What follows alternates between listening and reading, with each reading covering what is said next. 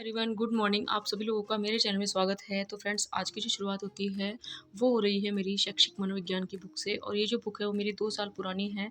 जब मैंने third grade mains का एग्ज़ाम दिया था उस टाइम ये बुक लेके आई थी। उसका रीज़न ये था कि इस बुक में जो है मतलब सिलेबस चेंज हो गया था उस टाइम थर्ड ग्रेड मेंस में, तो मुझे ये वाली बुक लानी पड़ी थी। और आप लोग देख सकते हैं ये जो बुक है इसमें सारे जो टॉपिक है वो आसानी से क्लियर हो सकते हैं। जैसे अगर आप अभी रीट 2025 का जो सिलेबस देखेंगे, अभी जो भी रीट की तैयारी कर रहे हैं स्टूडेंट्स, उनको मैं कहना चाहूँगी जो शिक्षा नीति वाला टॉपिक है वो भी इसमें आराम से दे रखा है और काफ़ी अच्छे से दे रखा है। इसमें आपको मैं बताती हूँ, इसमें ज़्यादा कुछ नहीं है।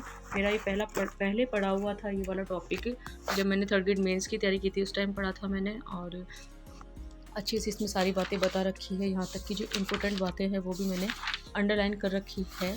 तो हम शुरू करते हैं सबसे पहले कि जो राष्ट्रीय शिक्षा नीति है इसमें मतलब राष्ट्र जो मानव संसाधन मंत्रालय था उन्होंने 1 जनवरी 2015 से यहाँ पे परामर्श प्रक्रिया शुरू कर दी थी। और जैसे जितनी भी परामर्श प्रक्रिया होती है उनको उन्होंने जैसे जिला स्तर पे या गांव में या शहरी स्थानीय निकाय में सभी में उनको जोड़ दिया गया था, ठीक है।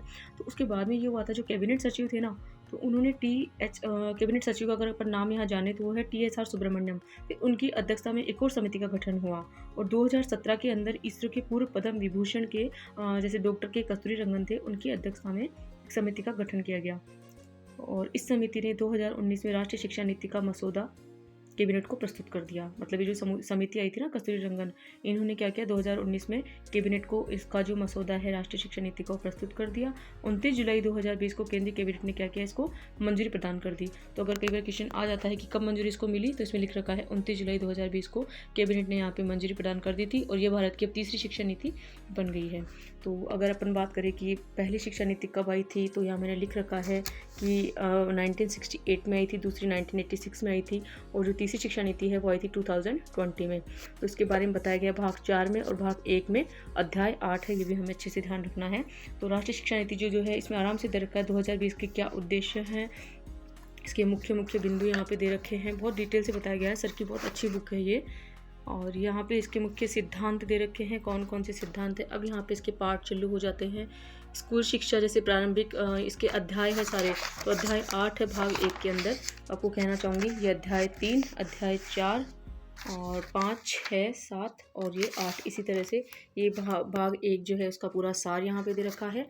और हमारी जो शिक्षा नीति है वो यहाँ पे उच्च शिक्षा आयोग इनके बारे में बता रखा है। हाँ, एक चीज़ और, जो राष्ट्रीय शिक्षा नीति 2020 है उससे संबंधित परीक्षा उपयोगी अन्य महत्वपूर्ण प्रश्न भी यहाँ पे दे रखे हैं और वर्तमान में इसकी क्या स्थिति है वो सब यहाँ पे दे रखा है।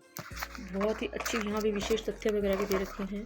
तो यहाँ पे मैं कोई बुक का यहाँ पे कुछ वो नहीं कर रही हूँ, सिर्फ आपको बताना चाह रही हूँ कि 2020 जो शिक्षा नीति है आराम से हम इस बुक में से पढ़ सकते हैं और आप लोग अच्छे से देख सकते हैं। मैंने बहुत अच्छे से अंडरलाइन कर रखा है, बहुत ही जो भी इम्पोर्टेंट बातें हमें लगती है। वैसे अब तो एग्ज़ाम में हमें हर एक चीज़ डिटेल से पढ़नी पड़ेगी। फ्रेंड्स, ये टॉपिक जो है वो ऐसा है, तो ये टॉपिक हम इस बुक से आराम से क्लियर कर सकते हैं। और अगर हमें थोड़ी सी परेशानी होती भी है, जो नए स्टूडेंट्स हैं, तो वो यूट्यूब के जरिए आसानी से इस टॉपिक को समझ सकते हैं। धीर सर जो है उन्होंने बहुत अच्छे से इस टॉपिक को समझा रखा है, तो बहुत ही बेस्ट बुक लगी मुझे ये।